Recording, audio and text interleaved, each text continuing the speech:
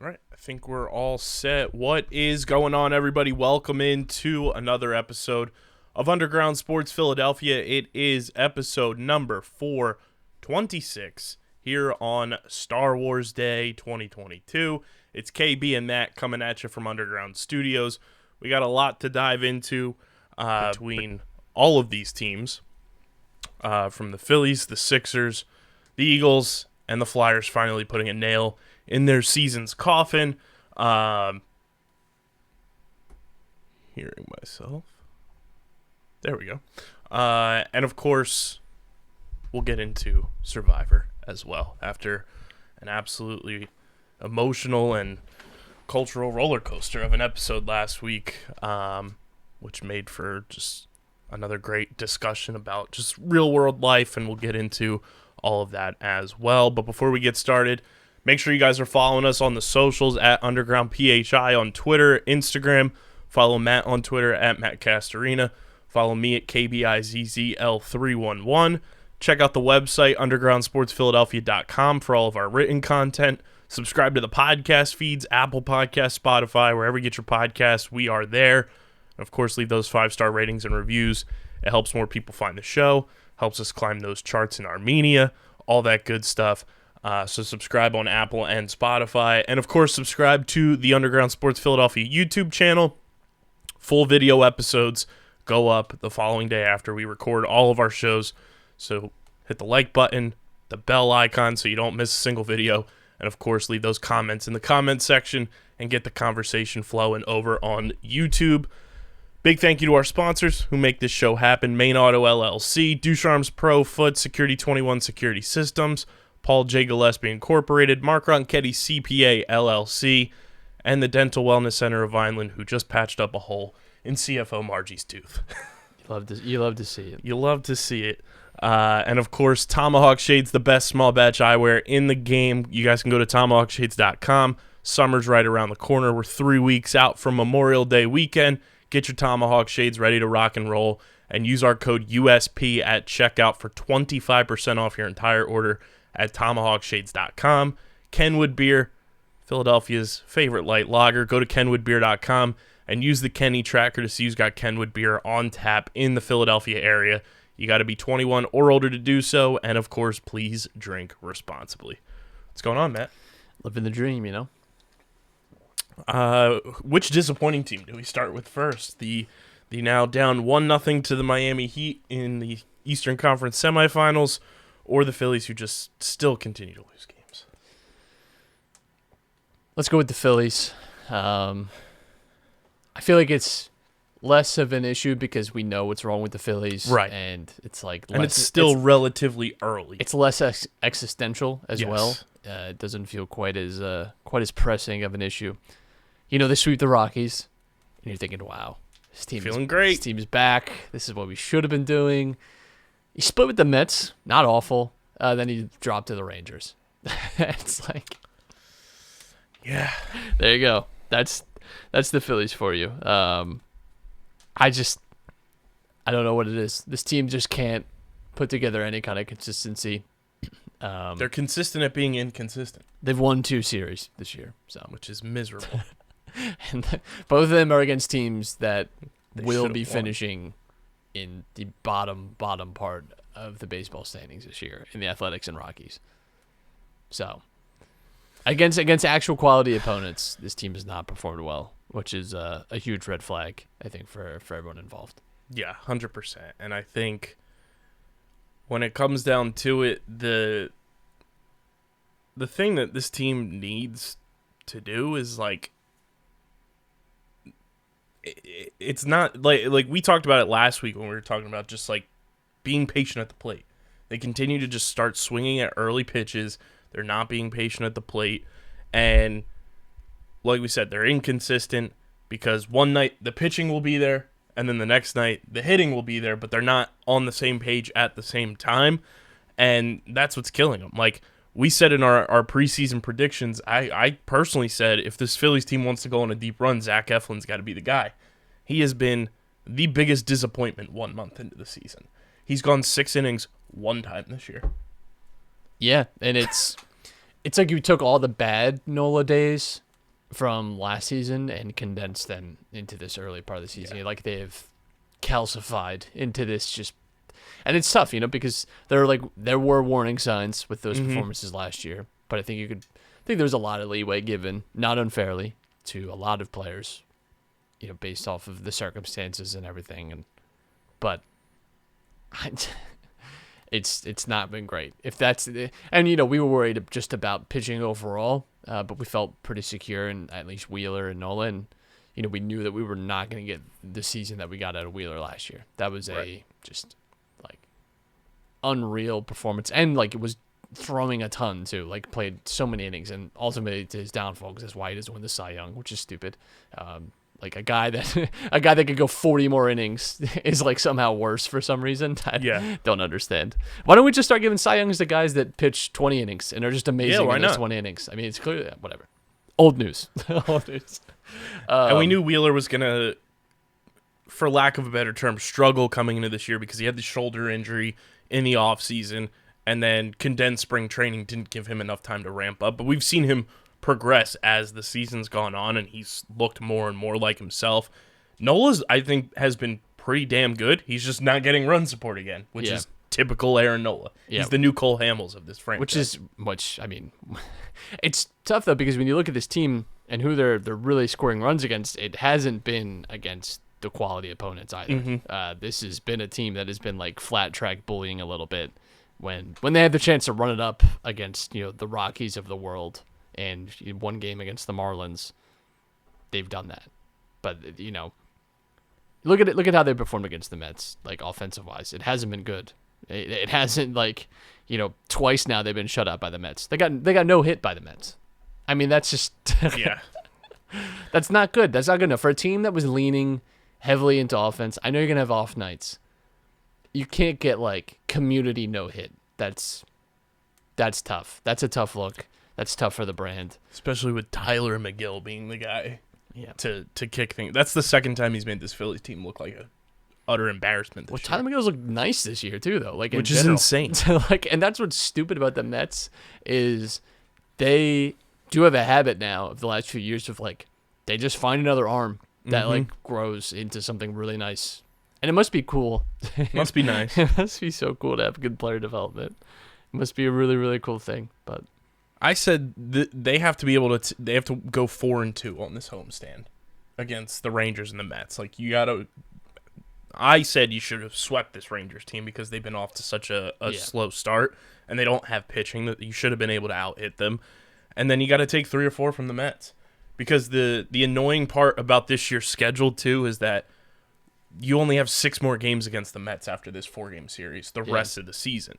They condensed so many games early on against them that it didn't get spread out, through July, August, September when the Mets could be bad potentially and the Phillies could be riding hot.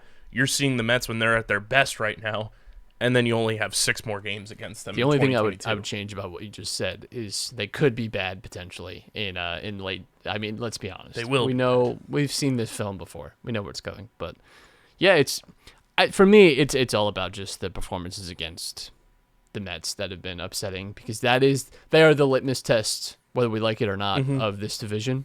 And you have to beat them to win the division. You just have to. And the Phillies have not looked capable of really doing that. They've stolen a game or two, but it has not been largely what you would hope for. Right. This past series was better, but still not great. Not where you want to be. And yeah, you should be beating the Rangers. Like if you want to be a playoff team, that's it. So they're in the basement of the AL West. This Mets series coming up now is crucial. It's crazy to say that so early in the season, but we've talked year upon year now. When you get to August and September, and you look back at the schedule, you look at these losses or these runs that this team went on, and it's so frustrating because you're talking about 4 or 5 games difference, and you let some of these like bad performances just clog up the loss column for you early in the year, and it sucks. Like that Rockies series, I can tell you right now. We're gonna look back on that when we were September. in Colorado, and it'll be like stupid. Like just a week and a half later, we sweep them, and like, what's the difference? If anything, like we should have done what we did at home in Colorado. Right. This team just defies science and law, which is fair enough.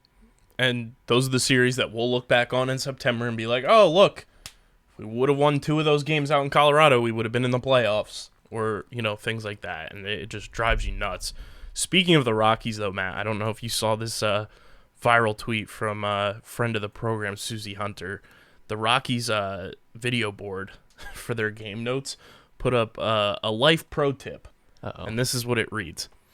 Don't put up with anyone who is reckless with your heart.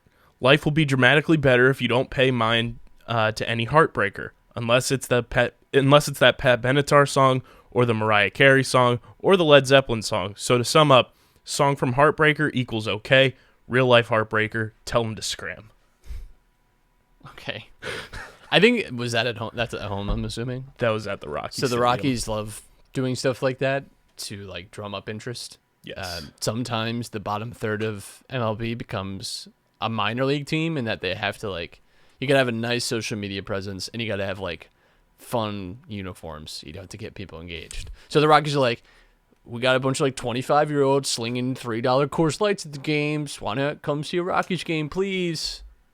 Really, please, can you come do that? Please? There were 11,000 people last night. Please, someone. Just need engagement on this.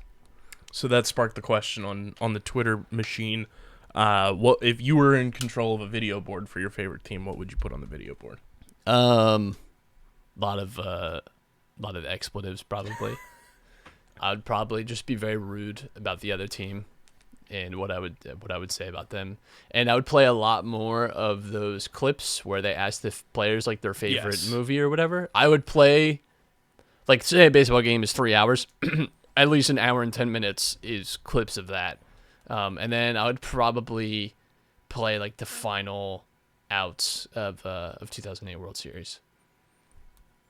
I'd probably mix in Tom Brenneman's "There's a Drive Deep to Left" by Castellanos anytime Nick came up to bat. Yeah. Which allegedly, I could be wrong, but I'm pretty sure the reason Nick Castellanos was scratched the other night, his wife gave birth to another baby. Yes, I have him on fantasy. So congrats. Shouts to Nick and Jess. I saw his mom tweeting about it. Well, I got nervous because it gives you the little designation next to him. And I was like, oh, what happened? I clicked on it. It's he's a scratch because his wife gave birth. I was sick. He is back in the lineup tonight, Nice. though. We have a nice 1-2 punch. And you know what? We saw this with Bryce. Dad strength. So be on the lookout for that. We have a great 1-2 punch leading off the game tonight. It's very on brand, Matt. Alec Boehm is leading off, and then Nick Castellanos hitting second. Yeah, Alec Boehm being sacrificed to the leadoff hitter. Shows you where we are on May 4th.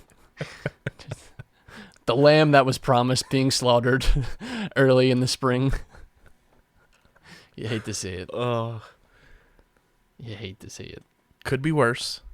It could always be worse. We could be the Nationals in terms of run differential. Yeah. Which shout out to Pickup for playing the run differential game with us at playpickup.com.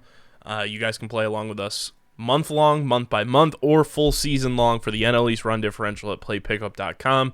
Earn points on your fan profile, cash them in for prizes on the Pickup Marketplace. Go to playpickup.com now and start playing those headlines. Somehow the Phillies have the second best run differential in the division. Which is, I think, an indictment on the division. I think it's fair to say. So if we're just reading through here. Mets, plus 38. Marlins at plus 4. The Phillies are plus 6. Positive in the month of May. Thank you, Rockies.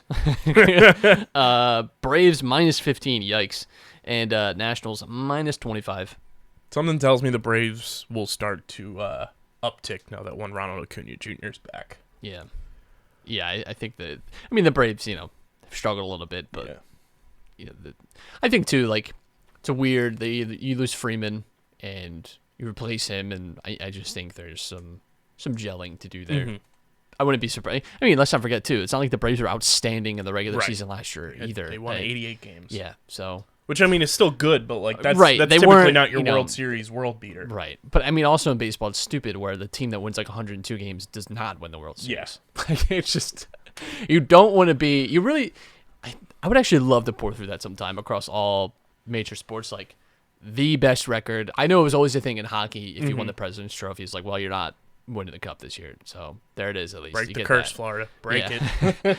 I think it has been broken, but yeah, like it was just. I remember growing up, it was constantly a thing. I do believe. I think there it's was a been team. like the straight, like 5 years in a row now since 2017. It's been a thing again. Yeah. I mean, it's just. It's also because you get to the randomness of playoffs, Yeah. and you also get Especially to like the NHL. much harder matchups, and you can just get a bad matchup too, even and just. Or you go 3 overtimes like the Rangers and Penguins. So yeah, man, it's tough. I used to love hockey. Wow, what a sentence! But playoff hockey especially is like amazing. So I used to love it, and now it's like the thought of it makes me disinterested. Yes. So thank you, Flyers, for torpedoing my love of hockey. Very cool of you. So disappointing. At least we're not the Reds either. Only 3 wins on the season. Well, they can go somewhere else to watch their games. So At least Nick Castellanos got out of that hellhole. But speaking of the Flyers, they put a nail in this hell of a season that they had. It also brought to an end the Mike Yeo era, and I believe it was Sam Morin. Well, Sam Morin had to retire due to injuries. I just wanted to say it's actually been since 2013, Oh, the wow. last team to win the President's Trophy. That also won the Stanley Cup. That was the Blackhawks in 2013. But I mean, yeah, there was a stretch from 2009 to 12 as well, where no one won it, and then 2003 to 2007 was a decent stretch. But Damn. yeah, It's almost a decade now. yeah. I mean, I had thought that in recent years it had been a little better, but it's actually the worst it's been ever. Like not ever, but going back to 1986. That's what this article has. So ipso facto, if you're an NHL franchise, don't win as many games as some of the other teams. Right, like just lose a game at the Go end of for the season. 2 seed. Because there's nothing wrong with being a strong 2. Nothing wrong with that. Nothing. Mike Yeo gone. Sam Morin retires, and Ryan Ellis, I think, started his courses at the Bryce Harper School for Pandering to Philadelphia fans. Yeah, it helps if you played more than like 4 games. I think that that helps. Bryce had the bonus of actually performing. Yeah. And I think and in a team that at least had hope, and this Flyers team has no hope. Now, I mean, listen, now you get to like root for the draft, I guess. We got a Been draft. there. We got a draft lottery to look forward to. Haven't had those in a little bit. So you know what? Fair enough. I did see somebody's take saying that Buffalo and Vegas with the Jack Eichel trade, the pick is top 10 protected for Vegas. So somehow the NHL is going to fix it so that Vegas gets into the lottery and the Flyers get bumped out. Oh, I'm sure. So you know what? Drafting the lottery right now. Here we go. Simming the lottery. We're on Tankathon. Flyers move down 1 spot in the 5th, and the Islanders move up 10 spots into 3rd. It goes Montreal, Arizona, Islanders, Seattle, Philadelphia. Don't love that, actually. Actually hate that so much. So, Hey, 5th ain't bad, though. all right, we're going to do one more spin. Yeah, that was a test run. Oh, it's even worse. Oh, boy. It's even worse. Flyers move down to 6. Ottawa, Anaheim, Montreal, Arizona, Seattle, Philly on that one. Jeez. Yikes. All right, we're done. Dude, third time's a charm? All right, 3rd time's the charm. Roll it. Philadelphia's back at 5. Okay. Buffalo goes up to 1, though. Buffalo, Montreal, Arizona, Seattle, Philly. Don't love any of that. I feel like we as Philadelphia fans have been cursed with getting the number 2 pick. So as long as we avoid that. Yeah. Well, the last number 2 pick was Patrick Nolan. Nolan Patrick. Why did I just call him Patrick Nolan? Patrick. Like I was Carson reading him Wentz. off the roster. It's like Patrick, Nolan.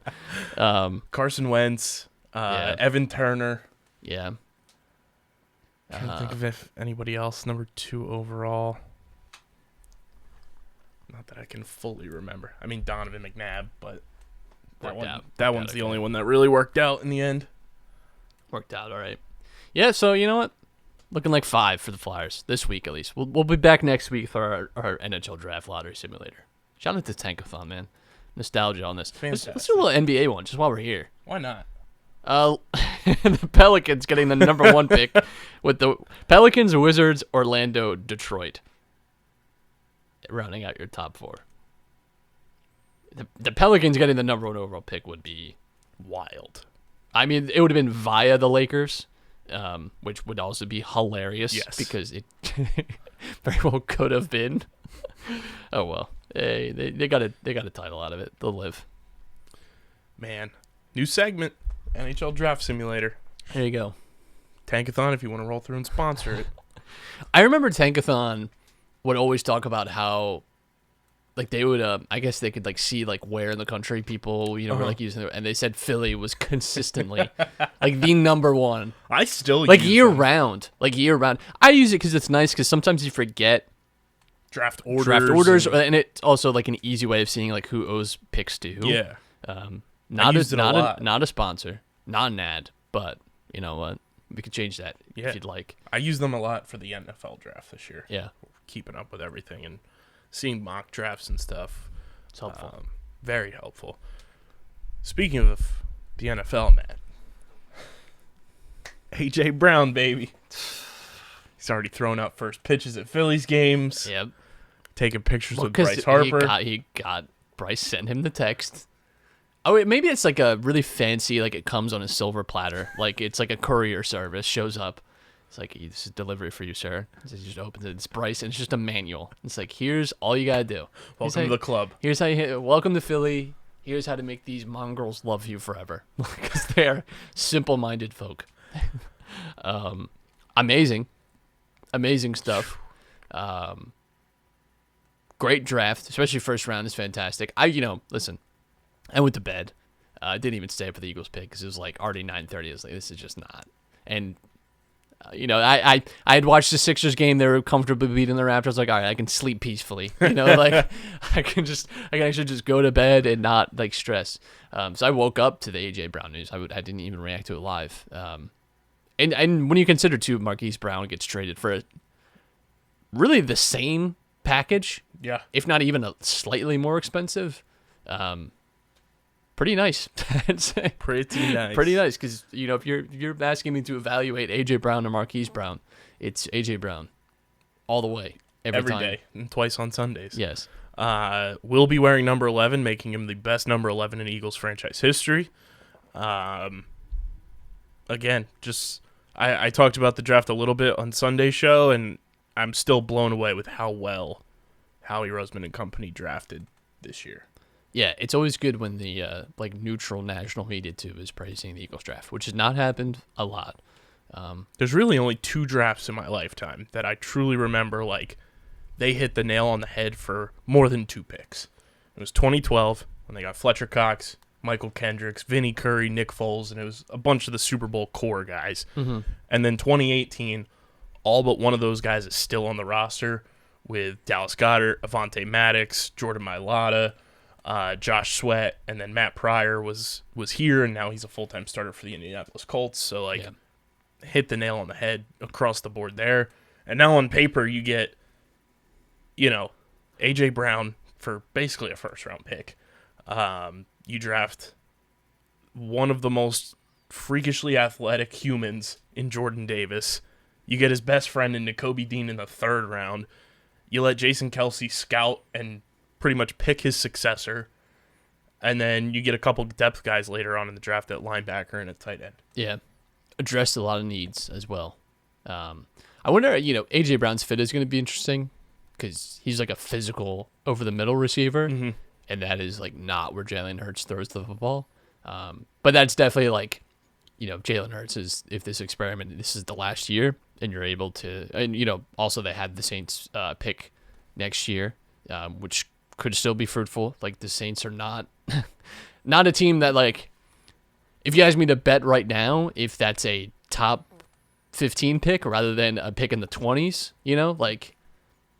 I'm thinking more likely a top 15 pick. I don't think that roster's amazing. No, they have even with Tyrann Mathieu. A lot of questions. I mean, Tyrann Mathieu's also not amazing. He's not a spry young chicken. Not like a needle mover in that sense. Wow. It's not like they got Jalen Ramsey, right. Where there's this huge difference maker. But yeah, so you'll have A.J. Brown and Devontae Smith for potential. Maybe they trade up to draft a rookie in 2023 or, we get another veteran quarterback carousel again. This draft kind of told me the Eagles are making Jalen Hurts their guy.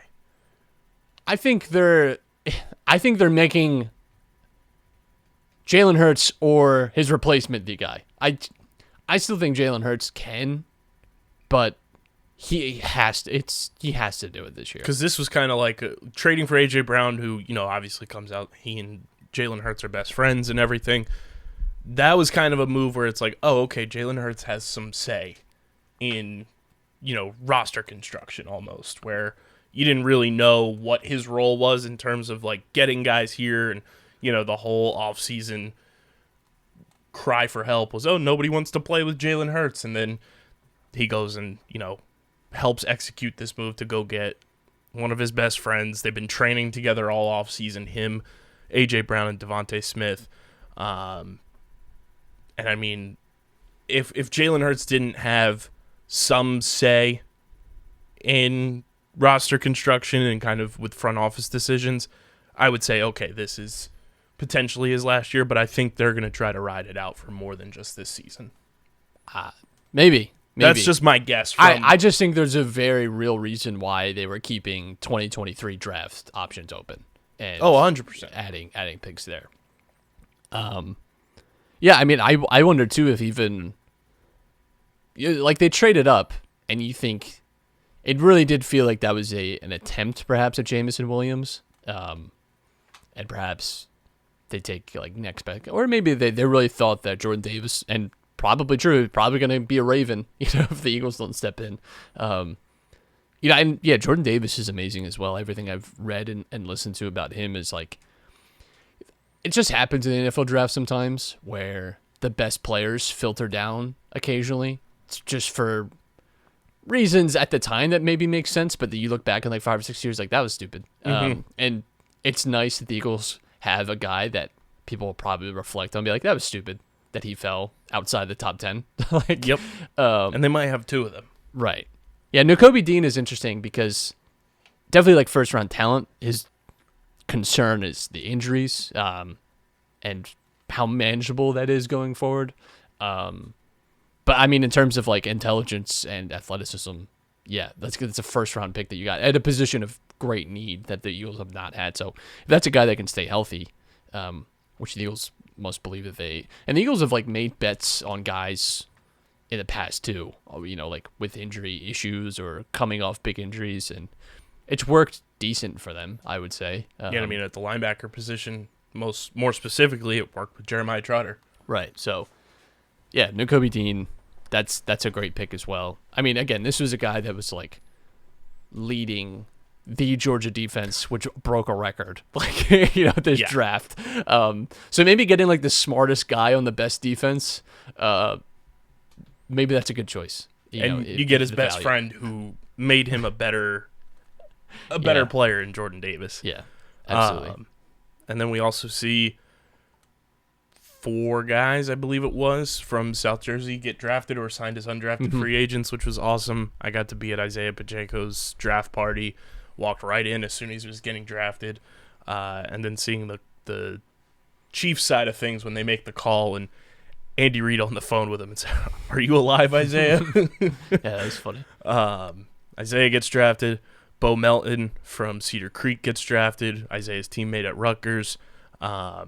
Marquise Bell from Bridgeton gets signed as an undrafted free agent by the Cowboys, unfortunately for us.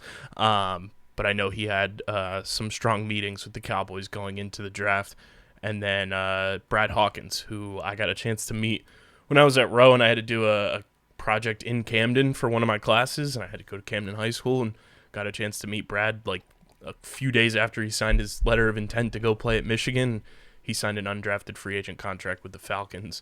And then Kenny Pickett's from North Jersey, people forget. So yeah, bunch of Jersey guys getting picked and signed, which is really cool to see. Just kind of the next level of, we've been around the baseball drafts a ton around here, and now seeing football kind of get recognized is pretty sweet. Yeah, I mean, and that's also too, especially from where we are, youth football was not a thing growing up, really. You had to drive very far away. Now there are a lot more local programs, and I don't think it's a coincidence that you're starting to see the fruits of that already paying off.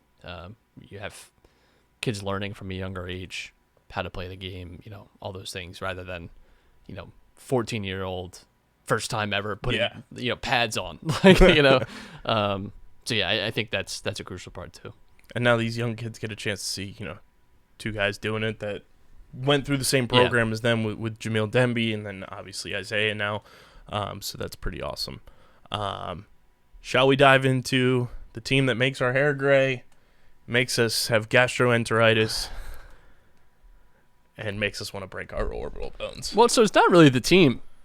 It's mostly the coach. Yeah, which it has been the case for quite some time. Yeah, so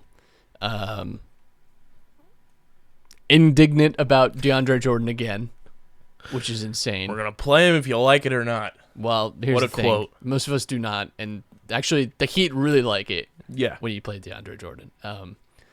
They're one of my favorite sports philosophies is just do whatever the fans of the other team want you to do the opposite of it. Mm-hmm.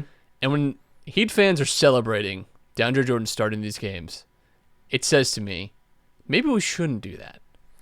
And then when you look at the plus minus with him on the floor, off the floor, you're like, yeah, this is actually a really, really bad decision, Doc. Yeah. Like maybe we just shouldn't do this. I do have breaking news, Matt. Uh-oh. The Brooklyn Nets say former Philadelphia 76er Ben Simmons will undergo surgery on his back on Thursday. Well, you know what? I hope his back is okay. Shall we talk about a guy that is just as frustrating for the Brooklyn Nets and DeAndre Jordan? It just sucks. Is it bad that I continually question why we cut Willie Cauley-Stein? Yeah. I mean, here's the thing, right? So, like, Paul Reed has looked pretty good in the playoffs in moments. And if you look at the plus-minus numbers with Paul Reed, we're better. Without no center, we've actually that's the best plus-minus we got, right? Not that that's necessarily the best lineup we could get, but that's where we found a lot of success in that first game against the Heat. Paul Reed is still a little bit raw, and that is Doc Rivers' fault. Mm-hmm. That's, like self-induced issue. He's not had the minutes. You look at the Heat, and they're happy to give young guys a lot of time. Duncan Robinson didn't even play in Game 1. Right. But these are guys that were playing, a lot of minutes early on in their career, and it's paying dividends for them. And that was not the case. The biggest to all of this is that you don't have Embiid. I mean, you can't. It's so hard to analyze Game 1 and whatever happens tonight with Game 2, which just tipped off. It's so hard to analyze any of it when you don't have Embiid because, you're MVP player. Like, of course you're not. It was amazing that we were going into halftime like we up were. By 1. Like, that's I thought we could make it close. I did not think we'd be really. I felt like going into halftime, I was like, we could win this game. Like, that was a winnable game. And there's an awesome account called Shot Quality that I found in the last few months, and they do it's pretty much exactly what it is. They talk about the shot quality and of shots that you take within a game and what the expected result is. And the Sixers actually, by shot quality, should have won Game 1. Wow. Based on the quality of shots taken, Sixers win 65% of the time. Heat win 35% of the time. The actual score was obviously 106 to 92 Heat. The shot quality score was 102 to 98 Heat. And what's cool about this thing, too, is a lot of advanced stats, which is use baseline players. The stats for this are customized to the individual players based on their. So one of the tweets is Chris Paul 3 mid-range is much more efficient than an Elfrid Payton mid-range. So it adjusts for that too. It's not just it's not like wins above replacement kind of stuff, right? Where it's just average player would hit this, so there you go. And that's not to say the Sixers were robbed. I'm just saying the Sixers, as not great as it was, we're still getting good looks. We're in that game. If they're more efficient from 3, who knows where that goes? I think it was in some ways a little bit uncharacteristic from them. The biggest thing is James Harden has to just take more shots. Yes. Your best player what should be your best player on the floor, taking only 13 shots in a playoff game is not conducive. I like that, obviously he's leaning into this playmaking stuff. That's great, but just watching DeAndre Jordan get dunked on, that's awesome. Fucking hate my life. It's just the DeAndre Jordan stuff is just so hard to move past, and not having Embiid sucks. and that's the root of it. So if you can win tonight, if you can find a way to even the series 1-1, and we're getting a lot of reports today that Embiid could be back for Game 3. If you can have it 1-1, that'd be amazing. And Especially with then Kyle Lowry out. It's a 5-game series. Yeah. Lowry's out. Even if he's back, he's going to be struggling through.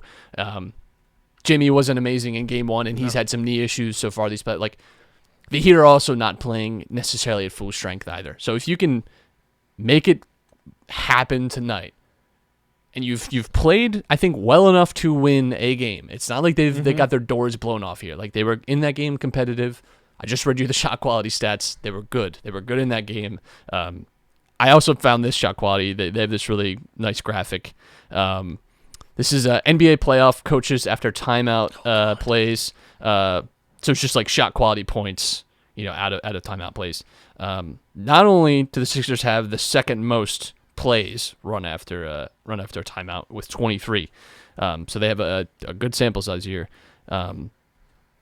They're only averaging 0.89 shot quality points out of that, which is not close to the top. The Bulls, the Pelicans, Raptors, Hawks, and Bucks, surprisingly, are in last place on this metric. That's not good enough. The Doc conversation has reignited again, and I'm not surprised because I think it only quelled a little bit because the Sixers, really bulldozed the Raptors in those first few games, and it felt like, things have changed, right? And some of that, again, was Embiid was playing, and that covers up a lot of this team's warts. And I just, now you're seeing it again. You're seeing him against Spoelstra, and Spoelstra is a very good coach, and I think is outworking Doc in some ways. And that's what concerns me, though, for the series going forward is Spoelstra's the better coach.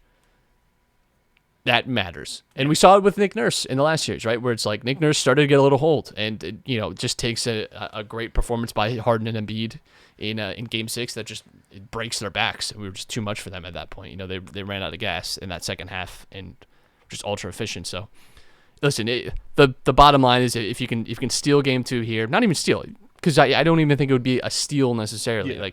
Yeah. They've played well enough. But if you can win Game 2, you're split. It's a 5-game series then, and you're getting Embiid back. Thankfully, the orbital bone break, which is insane that has happened to a guy that's Twice. As tall as he is, too, by the way. Yeah. If you could pick an injury for a large human being, I think the last place you would pick would be his face, because how? Even NBA players, how do you reach up there? It just happens to him somehow, and it's so stupid. But that's an injury at least.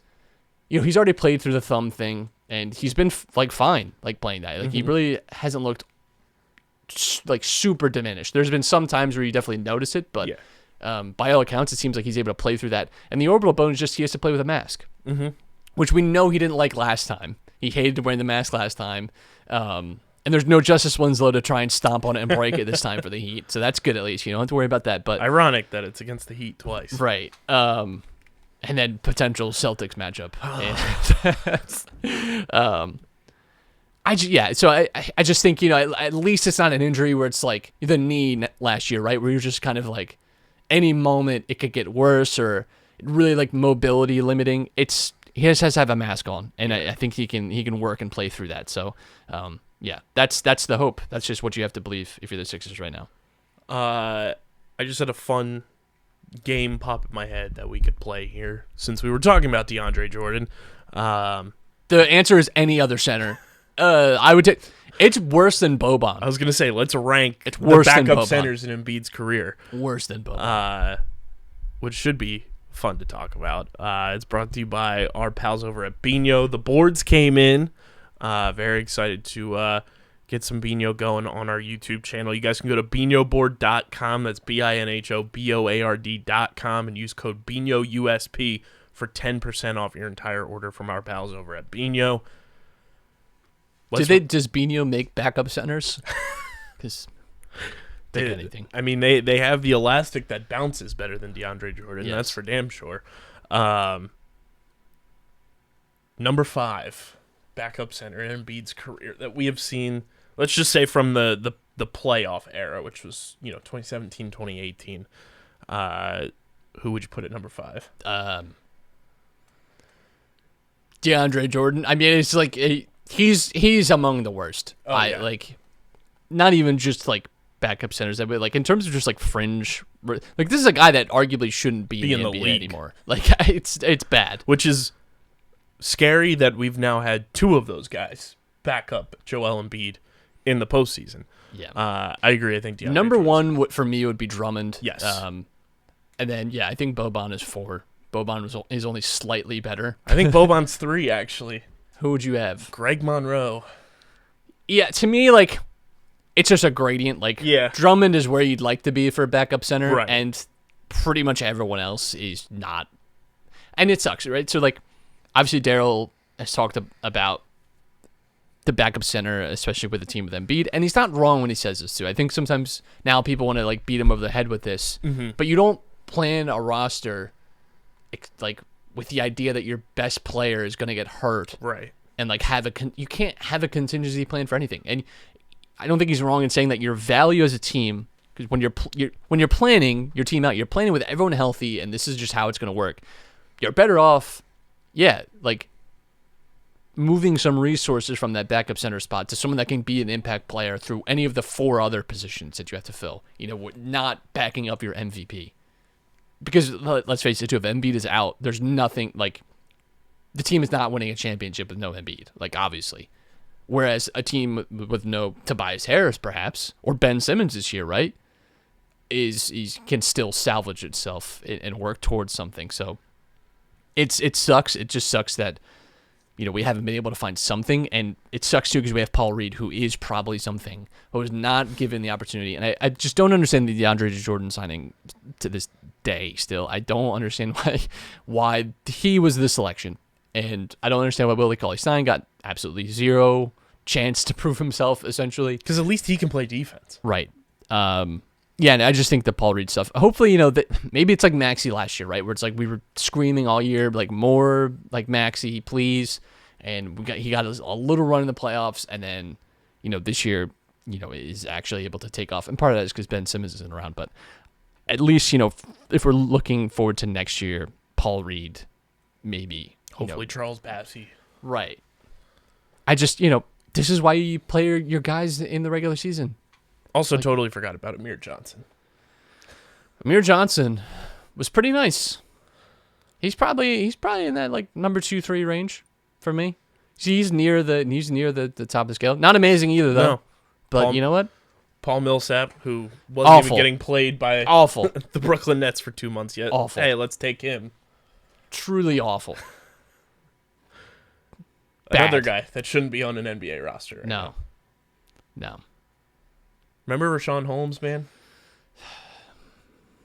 I do. Good times. I do remember Rashawn Good times. Holmes. Rashawn Holmes, Nerlens Noel, Christian Wood. We were good at the big guys, man. We were good at the big guys. Would you take Ja right now? I take vegan Ja. I'm contemplating taking Jahlil Okafor over DeAndre Jordan right now. You might have just named the other center that I think would play worse defense. My goodness. I think that's the only other guy you could reasonably get that would probably be just as bad in like net rating. Good grief. It's bad that that's where we're at, though. Yeah, we're pining for Jahlil Okafor and Willie Cauley-Stein. Yeah. Well, what's Mehmet Okur up to these days? Could use some of that. It's just bad. It's so bad. It's so bad. And the frustrating part about it too. And like you said, like Daryl's talked about how you don't build a roster with, the intention of your superstar player getting injured. But this is now 5 straight seasons that the backup center has been an issue. Yeah. Whether it's roster construction or coaching decisions, it's been an issue. And the Embiid stuff is so unlucky. It's so unlucky.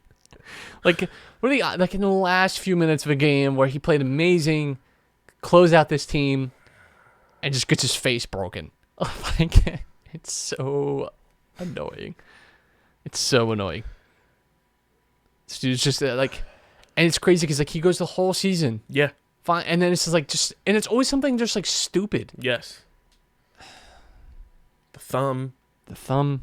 The face. The dunk last year that gets a little out of control against the Wizards. Markelle Fultz running into him. Like, God. Just once. Just once. It's just so unlucky. So unlucky. But maybe I still think they're in this series.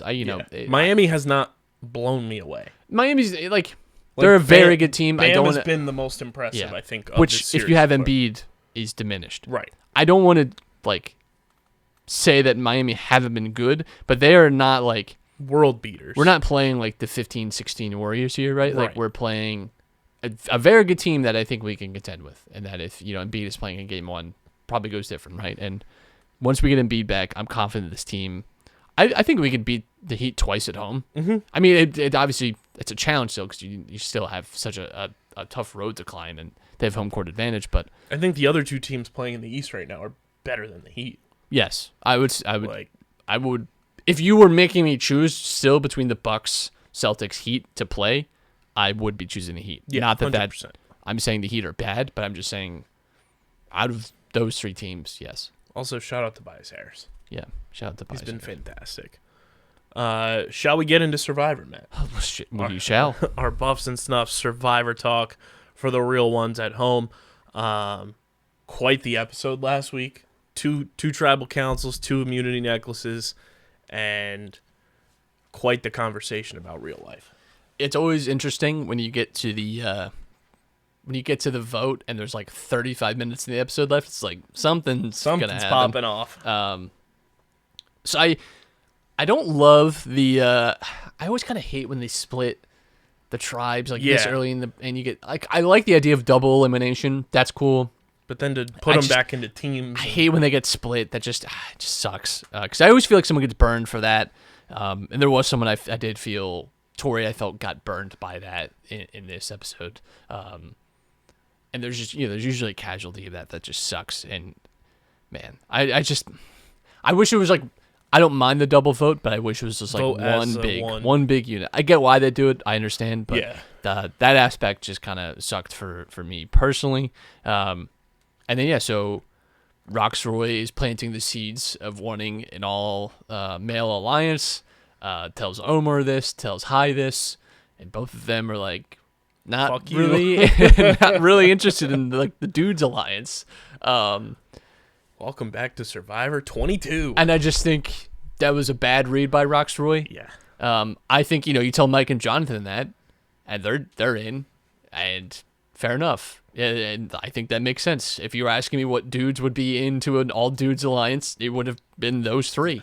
Yes. And Omar's right, because he says, they're all more likely to win challenges than he is. So why would he do that? Right. Exactly. And I just think it was not the best read by Roxroy, and they saw an opportunity to get someone out that they felt like was a potential issue for them later.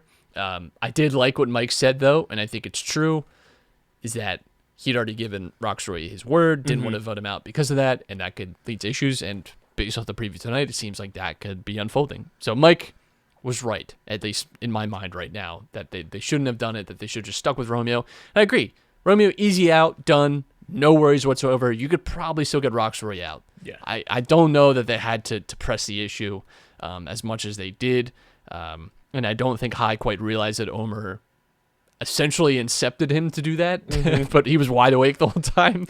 Omer, like from the shadows, I think has been doing a lot of really good work. Yeah. And I just wonder if people catch on to that. And then, Roxroy's gone, and they do the thing where they bring the other tribe in, and they get to see who was voted out, which we've seen frequently does influence the next tribe. Like that is one gimmick that I think has always done what I think the producers wanted to do, which is like introduce some chaos into tribal.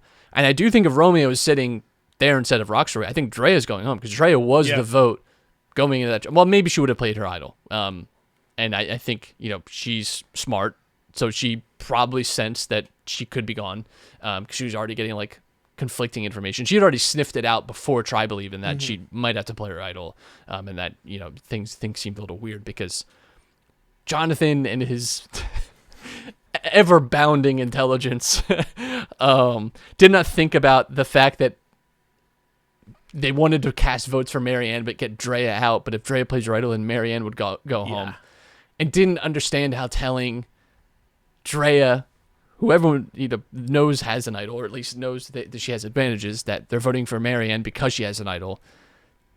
That's suspicious because so didn't figure that one out. So yeah, Drea sniffed through that one. But yeah, she was, and Roxroy too was like a close ally of hers as well, and they had bonded for sure. So there was she had a very emotional reaction to seeing Roxroy on the jury, and opened up a discussion about race and how black people are portrayed or viewed or characterized on the show, or how frequently, and we have seen this on Survivor, where minorities tend to not make it far in the game. We had this discussion last season as well, and it's tough because it's they're right, and they also, I always tend to, whatever the players say or whatever they feel or whatever they say happened or whatever, I trust them because they're there, they're experiencing it and living it. So I'm not going to diminish their experience.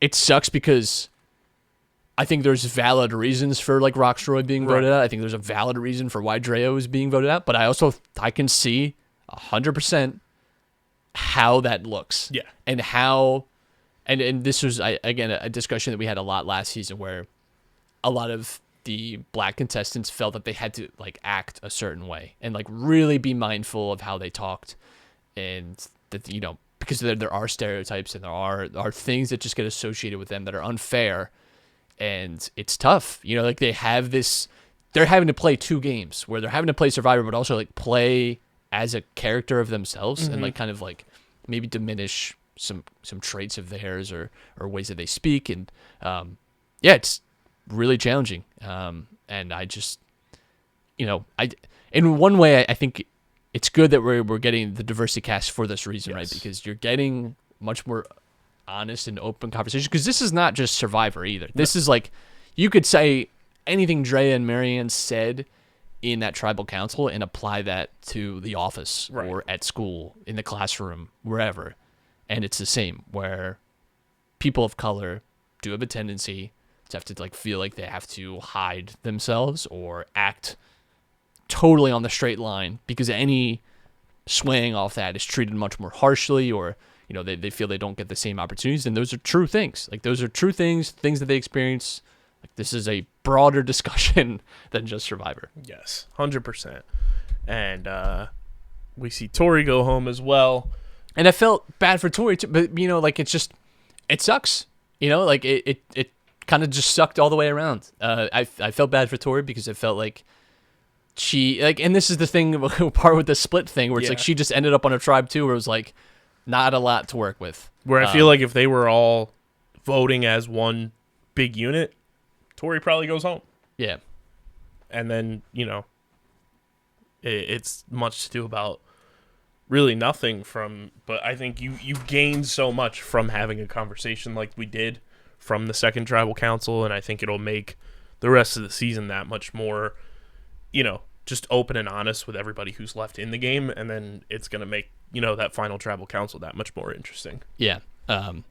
Tough night for Jonathan. Tough episode.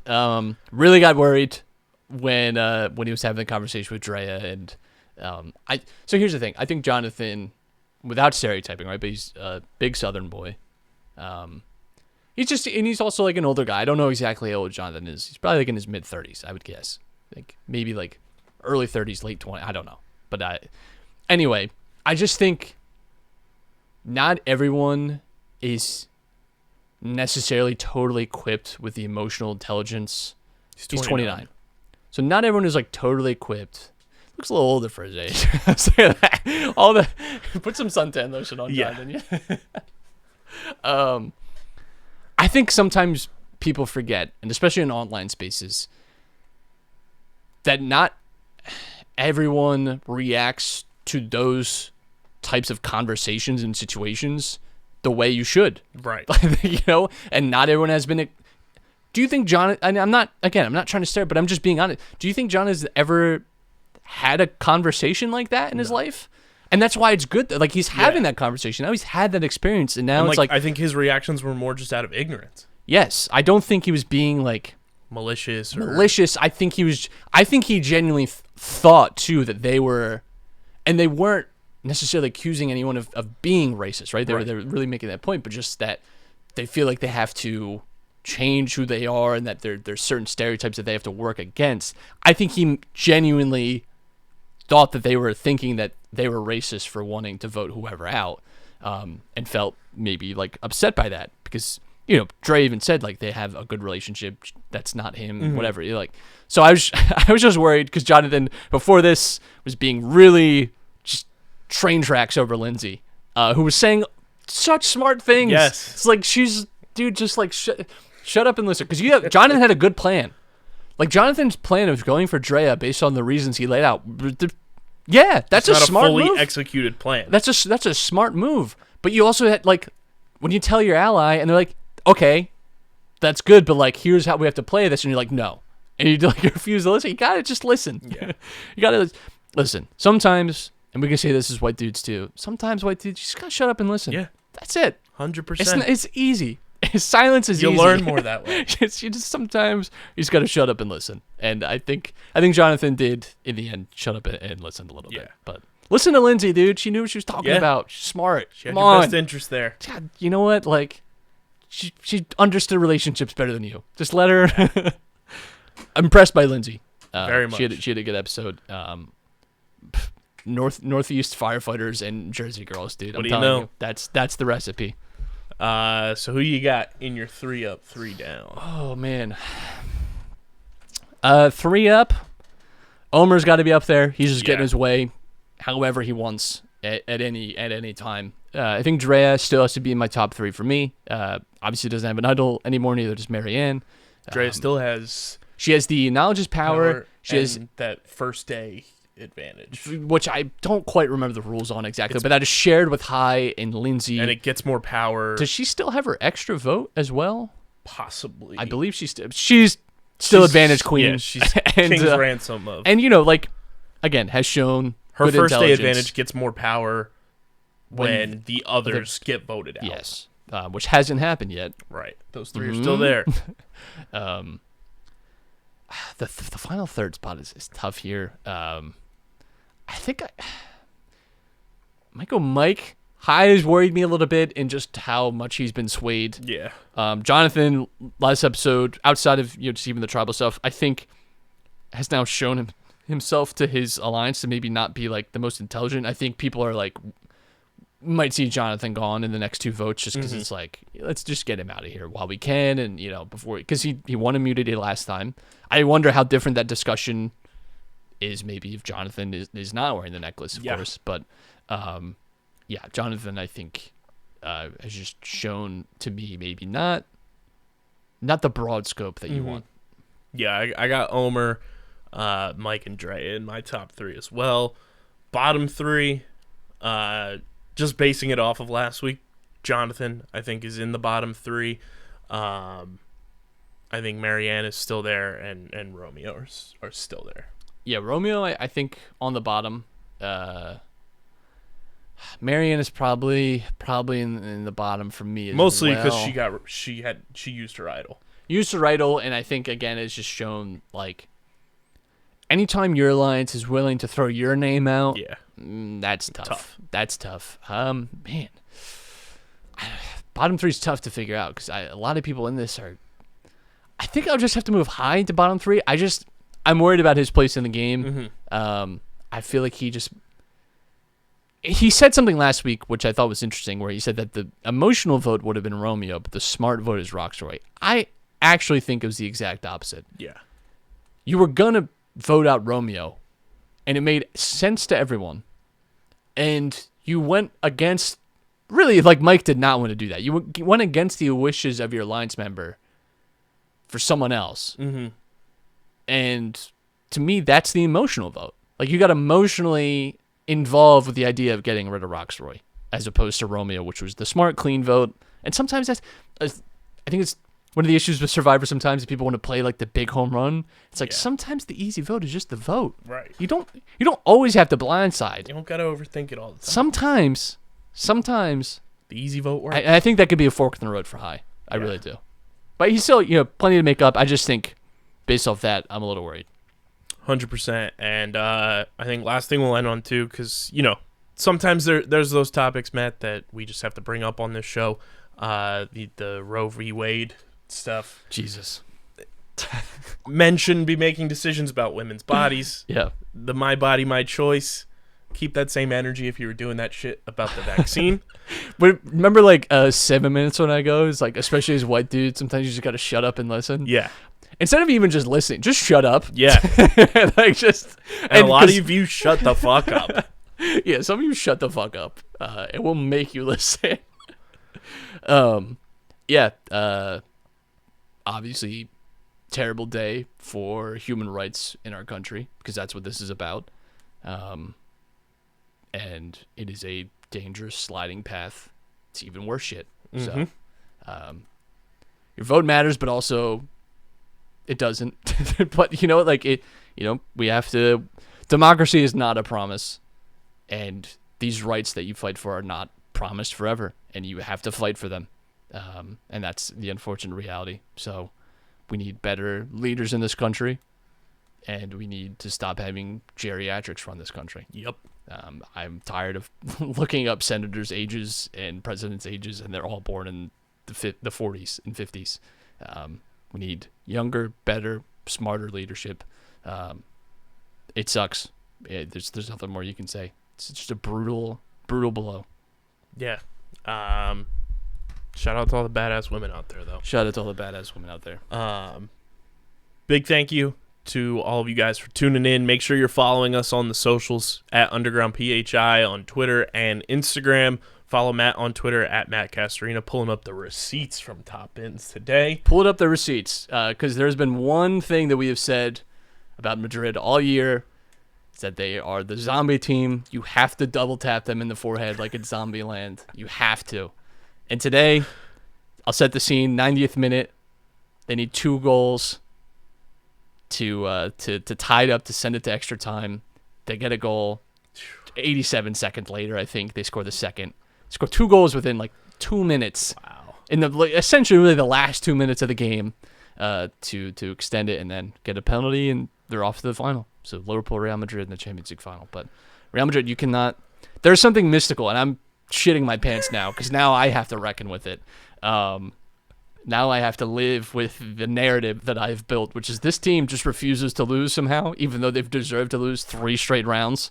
They're just, whatever they do, black magic, I don't know what it is. But yeah, look forward to breaking that down with Dom next week. So tune into Top Bins, and you guys can do that by subscribing to the podcast feeds. If you search Underground Sports Philadelphia, you find all of them there. Follow Matt, though, on Twitter for all that good stuff at Matt Castorina. Follow me at KBIZZL311. Check out the website, undergroundsportsphiladelphia.com, for all of our written content. Subscribe to the podcast feeds on Apple Podcasts, Spotify, and leave those 5-star ratings and reviews. Helps more people find the show. And, of course, subscribe to the YouTube channel. Just search Underground Sports Philadelphia. You get every single podcast in video form every single day of the week except for Wednesdays and Saturdays and Sundays. So pretty much, you're getting constant content. And hit the like button. Click the bell icon so you don't miss a single episode. And, of course, comment all your thoughts on the state of Philadelphia sports and everything that's been going on recently with your favorite teams. And big thank you to our sponsors who make this show happen. Main Auto LLC, Ducharme's Pro Foot, Security 21 Security Systems, Paul J. Gillespie Incorporated, Mark Ronchetti CPA LLC, and the Dental Wellness Center of Vineland. And, of course, Tomahawk Shades. Go to tomahawkshades.com and use promo code USP for 25% off your entire order from our pals at Tomahawk Shades. And, of course, Kenwood Beer. Go to kenwoodbeer.com and use the Kenny Tracker to see who's got Kenwood Beer on tap in the Philadelphia area. You got to be 21 or older to do so, and please drink responsibly. This has been episode number 426 of Underground Sports Philadelphia. For Matt, I'm KB. We're getting the hell out of here. And until next time, we are signing off. Peace.